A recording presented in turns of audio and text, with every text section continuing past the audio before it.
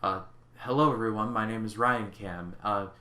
Usually on Fridays I would upload an AFI project video. However, to make a long story short, things have gotten busy in my life and I haven't had an opportunity to watch the movie that I would normally review for the AFI project. I will get that video out sometime this weekend though, that I promise. However, I feel like talking about Cruella. I don't know why, but I just feel like doing it. When I uploaded my new release roundup for April and May, I wanted to include Cruella, however, it just barely missed the cut, so I ended up seeing it this past weekend, finally, and I didn't think I would have these mixed emotions about it, but here I am with all of these mixed emotions.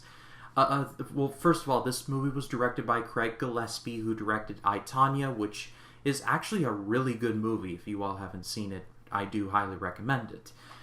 This movie stars Emma Stone, Emma Thompson, the two Emmas, the Emma to Emma connection, if you will, Paul Walter Hauser, Mark Strong. There's actually a pretty strong cast here.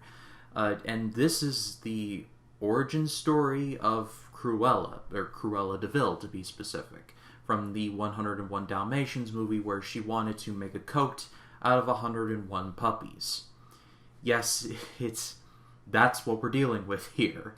But the movie tells the story of a woman named Estrella, played by Stone, who has dreams of becoming a fashion designer, but through a series of unfortunate events, basically ends up as a thief with this Oliver and Company type. They would basically become her henchmen in the later movies. One of them is played by Paul Walter Hauser. Shout out to him, he's awesome. But basically, she gets hired on by this fashion company run by just a woman just simply known as the Baroness, played by Emma Thompson.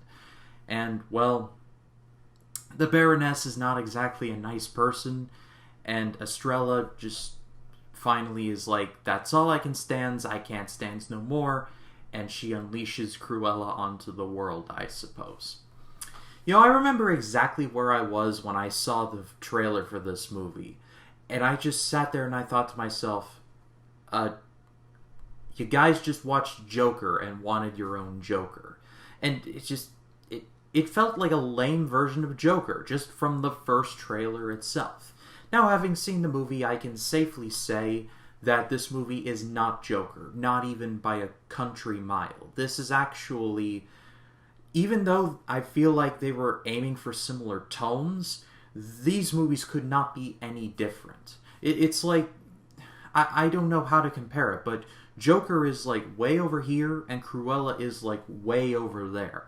I guess the only thing linking them together somewhat is that it features villains that we commonly know as villains, but given from a different perspective of, hey, have you ever thought about this before? And giving like a twisted version to the story we already know, I guess. But unlike Joker, where, in his own words, if I had to have an origin story, I'd prefer it to be multiple choice.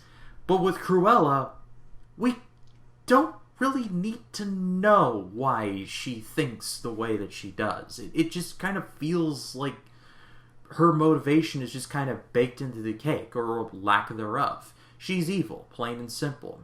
However, this movie tries to paint her in a bit of a sympathetic light on occasion. Even though we know she's the villain, she is the protagonist. She is the hero. And that's where my feelings about this movie come from. And there was a part of me that really wanted to dislike this movie just because I'm the type of person who is like, no more to these Disney live-action remakes or villain origin stories, because I saw Maleficent and I've been burned before. I do not want this movie at all. But, you know, I'm a Disney fan, so I just was like, might as well give it a shot. And there was a surprising amount of effort to make this movie, at the very least, good. Emma Stone absolutely crushes this. She can go from very sympathetic to deliciously evil, sometimes in the same scene. And she crushes it in every scene that she is in. She was my favorite part of the movie. And the movie does a good job of showing that her life has not exactly been awesome, so she's willing to chase her dreams at any cost, and so she just decides, you know what, enough's enough and it's time for a change. And, well, that's where the Baroness comes in, played by Emma Thompson. I'm an Emma Thompson fan. Even if the movie she's in is not great, she's usually the best part.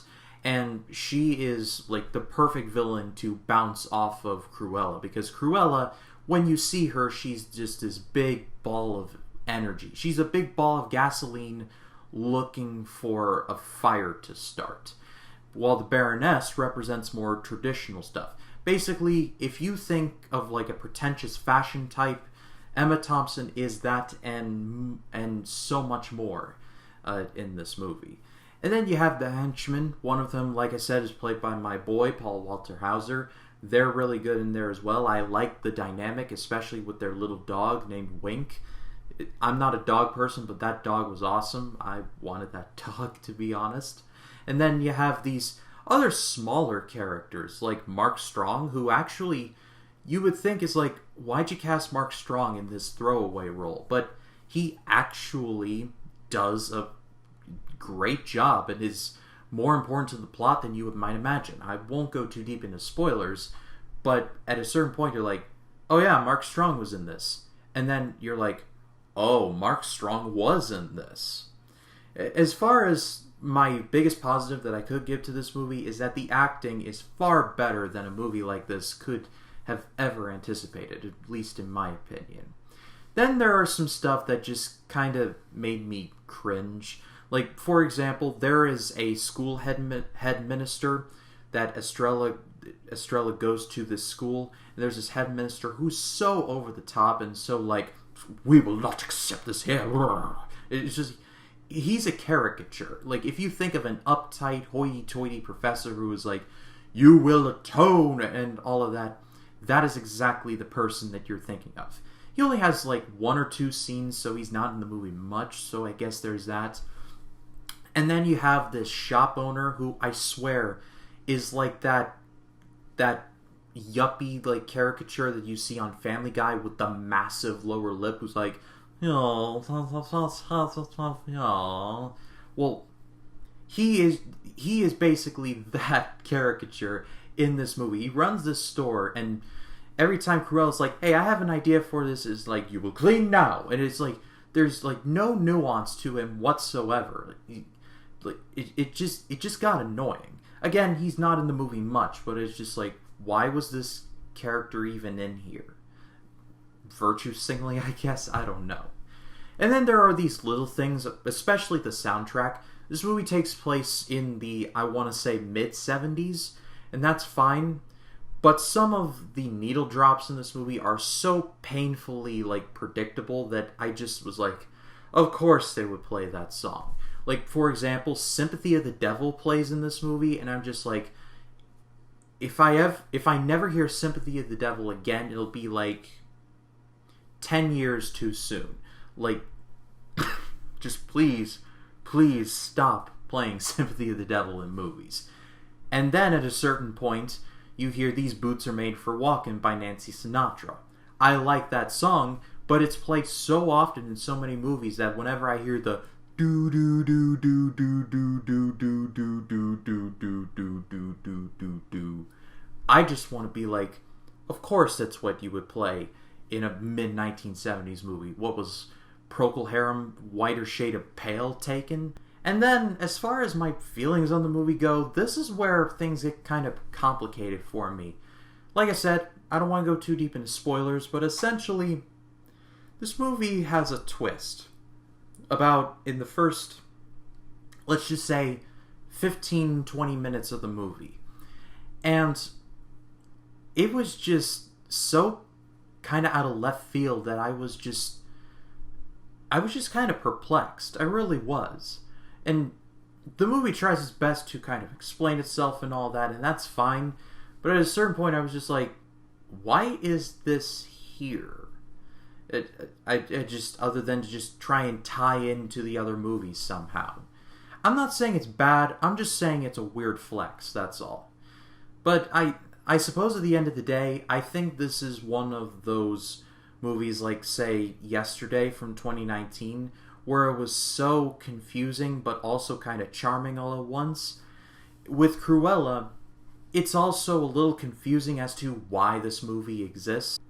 I feel like they put a lot of effort into this, and I'm happy for that, but on the whole, I don't know, there's just a lot of weird choices. Good choices and bad choices, but weird ones. This whole movie is just one big ol' weird flex. But at the end of the day, I am going to give this movie a good rating for the simple fact that they actually put a lot of effort into this. And on the whole, like I said, this movie was 1,000 times better than I thought it would be, but it is just weird. That is all from me. Thank you so much as always for watching. Like I said, I will have that Last Picture Show video out sometime this weekend. Like I said, things just got busy in my life, so I didn't have time to watch it. That video will be Saturday, but on Sunday, I'll be uploading my big retrospective on the Bourne trilogy. Yes, I know I said trilogy. It is technically a trilogy to me. And it is one of my favorite trilogies, and so I'm going to talk about it. But if you like this video, please be sure to leave a like, comment your thoughts down below, and if you like this video and you want to see more like it, hit the subscribe button and click the bell to allow notifications. That way, when a new video drops, you'll be the first to know about it. My name is Ryan Cam, and I'll see you in the next one.